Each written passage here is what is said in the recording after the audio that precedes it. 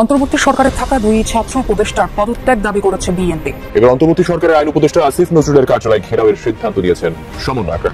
বিএনপির অর্থের খোঁজ না করে যদি বড় হাসনাত আব্দুল্লাহ তার বন্ধু কি করে 150 গাড়ি নিয়ে কনস্টিটুয়েন্সি তৈরি না হতেই কনস্টিটুয়েন্সি ঘুরে বেড়ান, কিংবা ধরুন তাদের মাসের খরচ কি করে আসে। নাবালকের সাবালক সে তো উপদেষ্টা, এই পরিস্থিতিটা তো সরকার এবং উপদেষ্টা এই উপদেষ্টা তৈরি করবে। আমি যদি কোনোদিন কোনো মন্ত্রণালয় বা কোনো দেশ পরিচালনার দায়িত্ব পেতাম, আমি জানি না আমি যেতেও নাকি ভবিষ্যৎ বা তুমি পেতাম, জীবন দিয়ে কাজ করতাম খালি মানুষের হৃদয় জয় করার জন্য।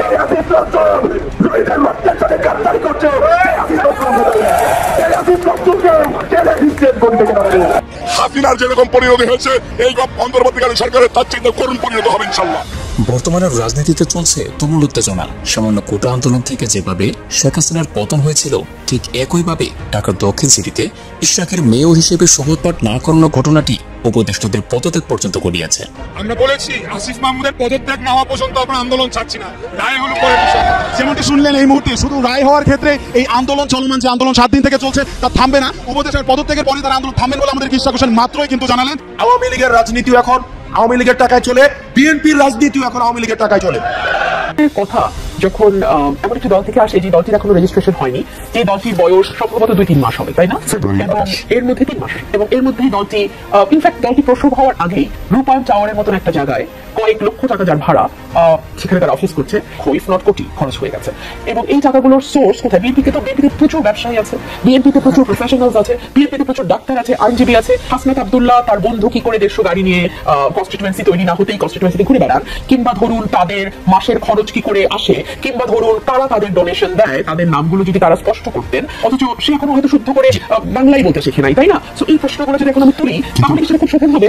হাসনাত আব্দুল্লাহর বিতর্কিত মন্তব্যে এবার তার কাছে প্রশ্ন ছুড়ে দিয়েছে বিএনপি নেত্রী ব্যারিস্টার রুমিন ফারহানা। এবার যদি হেরফের হয় আসিফ নজরুল বাংলাদেশে থাকবে কিনা আমরা জানি না। এই বেইমানি নিয়ে আপনি সরকারি অফিসার দেখতে পারেন না। জুলাই আন্দোলনের সমন্বয়কদের মতামতেই আসিফ নজরুল উপদেষ্টা হয়েছিল, কিন্তু উপদেষ্টা হয়ে আসিফ নজরুল সংস্কারের নামে যে তালবাহানা চলছে সে বিষয়টি প্রতিবাদ জানিয়েছে এবার সমন্বয়করা। আসিফ নজরুলকে দিয়েছেন পদত্যাগের আলটিমেটামও। করতে পারে না সেই ইন্টারিমকে কেন দিচ্ছে গদি থেকে নামাতে 2 বার মাত্রা। সেই ইন্টারিম হাসিনা এখনো বাংলাদেশে আনতে পারে নাই, 10 মাস চলে যাওয়ার পর সেই ইন্টারিম আমরা চাই না। সেই আসিফ নজরুল শহীদের রক্তের সাথে গাদ্দারি করছে, সেই আসিফ নজরুল আমরা চাই না। সেই আসিফ নজরুলকে কেন দিচ্ছে গদি থেকে নামাতে। রাজনীতির এই উত্তেজনাপূর্ণ ঘটনাগুলো নিয়ে রাজনৈতিক বিশ্লেষকদের মতামত কি, চলুন দেখে আসা যাক। আমাদেরকে এখন উপদেষ্টা বানাও, পরে আমরা নির্বাচন করবো, তাহলে তো তাদের মতো হেলিকপ্টার আমরা বসাইটা আর বসাই আজকে এই বইটা ভালো তুই বসাইটা তোরা আন্দোলন করছো, আমরা কি করছি? আমরা কাঙ্গুল চষা খাইছি, তোরা কয়টা খুব খাইছ, আমরা মানুষের হাতে খুব খাইছি, বেড়ে মানুষ হইয়া মানুষের লাঞ্ছিত খাইছি, আমাদের কাপড় নিয়ে টানাটানি করছো, তোরা গেছো। আরে ভাই তোরা লাড়িয়ে করছো, ওর করছো, সবাই সত্তা করছে, আর এখানে ব্যবধান দিন তাহলে করো আপনাদের ও টাকা খাইছো, পয়সা খাইছো, সবকিছু খাইছো, এখন মাসিকের পর আমি এরকম কিছু চিনিস না। তাদের রুমের ভাড়া ছিল না, এই বিএনপির মানুষই দিয়েছে, তাদের পকেট টাকা ছিল না, মোবাইল দিয়েছে, সবই দিয়েছে।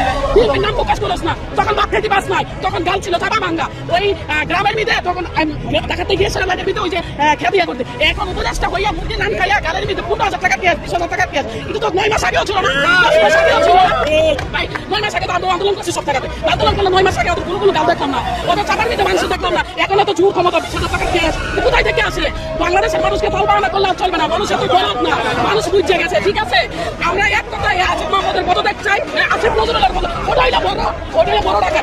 আসিফ নজরুলের পদত্যাগ চাই, আসিফের পদত্যাগ চাই, আর ইউনুস দেশ চালাতে পারবে না। এখন একটা গভর্নমেন্টের দরকার, একটা নির্বাচনের দরকার, সুস্থ হবে। এখন মানুষ বলবে, মানুষ আমাকে বলবে তেলবাজি না, আমি তেলবাজি না। আমার যত মানুষ ইন্টারভিউ নিয়েছে শুরু থেকে, আমি যখন আন্দোলন করছি আমার সব ইন্টারভিউ দেখি, আমি বলেছি আমার বয়স এরকম হয় নাই, আমি নির্বাচনের ব্যাপারে কিছু বুঝি না, মানুষের দল সাপোর্ট করতে পারে, দল ভালো মানুষ দিতে পাবে। আমি তেলবাজিও মারতাছি না, বিএনপি আমাকে খাওয়াই রাখবে না, জামাতও আমাকে খাওয়াই রাখবে না, এনসিপি আমার যেটা সত্যি, যে দল অন্যায় করবে সেটাই আমি তুলে ধরবো। বিএনপি হোক, আমলি হোক, যে দল হোক, অন্যায় করবে, অন্যায় কাউকেই ছাড় দেওয়া হবে।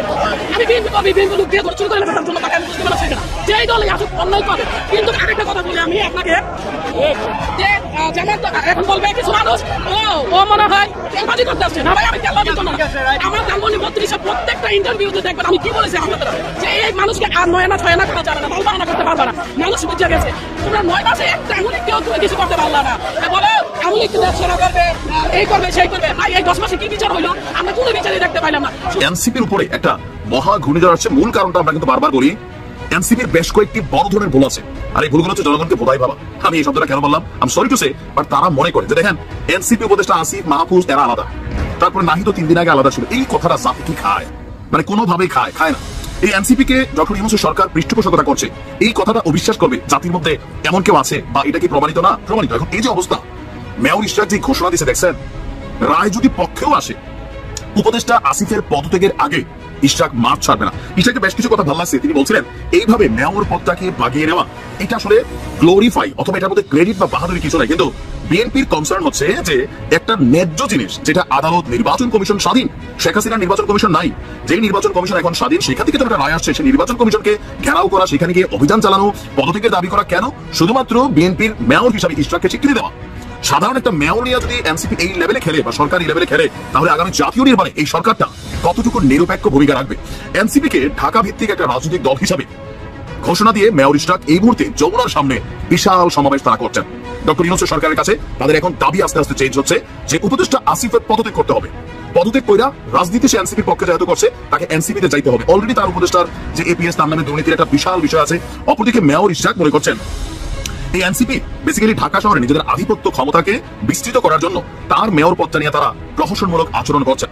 আগামী নির্বাচনে নিজেদের দল গোছানো এবং সাংগঠনিক দক্ষতা কর্মশক্তি বাড়ানোর জন্য ঢাকা উত্তরে যেমন জেলা প্রশাসক নিয়োগ দিয়েছেন আসিফের রিকমেন্ডেশনে, তো তদ্রুপ দক্ষিণেও এমন একজন মেয়র তারা তাদের রিকমেন্ডেশনে দিবেন, ওয়ার্ড পর্যায়ে পর্যন্ত দিবেন, যেন আগামী নির্বাচনের সময় তারা লোকালি একটা ফেভার পায়, এমনকি ঢাকার বিভিন্ন আসন থেকে নির্বাচন করে তারা যেন জয়লাভ করে। কারণ তিনি বলছেন এই উপদেষ্টাদের বা এই এনসিপি নেতারা অনেকে নিজের এলাকায় ঢোকার মতন যোগ্যতা নাই। ভাবা যায় মাত্র 8 মাসে এই হিরোরা, কেউ ব্যাংক, তারপর কেউ ডাস্টবিন, কেউ সান্ডা, তারপর হচ্ছে হাসনাতকে একদম পেশাব করে বিএনপি ভাষায় দিবে, সার্জিসের বিরুদ্ধে অবস্থান তৈরি হয়ে গেছে, হান্নান মাসুদ মবদের বাপ, মানে মবদের সুরক্ষা দানকারী, এই যে বিভিন্ন ট্যাগিং হয়ে গেলেন, এই জায়গা থেকে ব্যাক করা কি এত সোজা?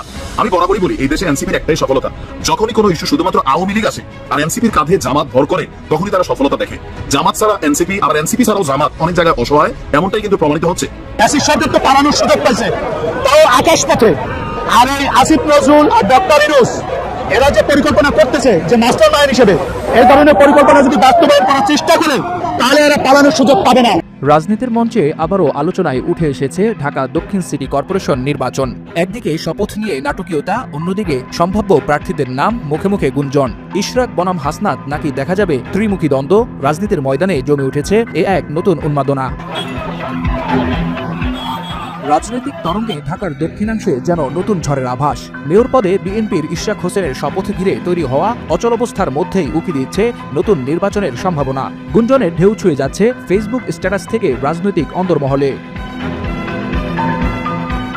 ঢাকা দক্ষিণ সিটি কর্পোরেশনের মেয়র হিসেবে তার শপথ না পড়ানোর জন্য একটি রিট খারিজ করেছে হাইকোর্ট। বিচারপতি মোহাম্মদ আকরাম হোসেন চৌধুরী ও দেবাশিস রায়ের বেঞ্চ স্পষ্ট জানিয়ে দেন, এখন আর ইশরাকের শপথে কোনো আইনি বাধা নেই।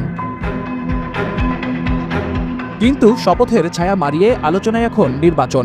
সম্ভাব্য প্রার্থী হিসেবে উঠে আসছে একাধিক নাম। ইউনাইটেড পিপলস বাংলাদেশের প্রধান সমন্বয়কারী রাফি সালমান রিফাত তার ভেরিফাইড ফেসবুকে লিখেছেন, ইশরাক বনাম হাসনাত নয়, হতে পারে ইশরাক বনাম হাসনাত বনাম সাদিক কায়েম। সেই সাথে প্রশ্ন রেখেছেন খেলা হবে, তবে এ নিয়ে এনসিপি থেকে বা হাসনাত আব্দুল্লাহর পক্ষ থেকে কোনো বার্তা বা আভাস পাওয়া যায়নি। এনসিপির দক্ষিণাঞ্চলীয় মুখ্য সংগঠক হাসনাত আব্দুল্লাহর নাম আসতেই আলোচনা আরও উত্তপ্ত হয়। জাতীয় যুবশক্তির আহ্বায়ক অ্যাডভোকেট তরিকুল ইসলাম বলেন, ইশরাকের রাজনৈতিক অপরিপক্বতা প্রমাণিত, এই নির্বাচনে তার জামানত বাজেয়াপ্ত হতে পারে বলেও মন্তব্য করেছেন তিনি। ফেসবুক এখন শুধু স্ট্যাটাস নয়, এজন্য রাজনৈতিক পালস। এক একটি মন্তব্য হয়ে উঠছে এক একটি বিশ্লেষণ। ঢাকার রাজনীতির বাতাসে সঞ্চার হচ্ছে এক অদৃশ্য দাবার চাল। গল্পের শেষে কে থাকবেন বিজয়ের মঞ্চে তা সময় বলবে, তবে নির্বাচন হলে শুধু শহরের ভাগ্য নয়, যাচাই হবে প্রার্থীদের প্রজ্ঞা, নেতৃত্বের ধরন আর জনসংযোগের প্রকৃত মানচিত্র। ওয়ালিউল হাসানাত, যুগান্তর নিউজ।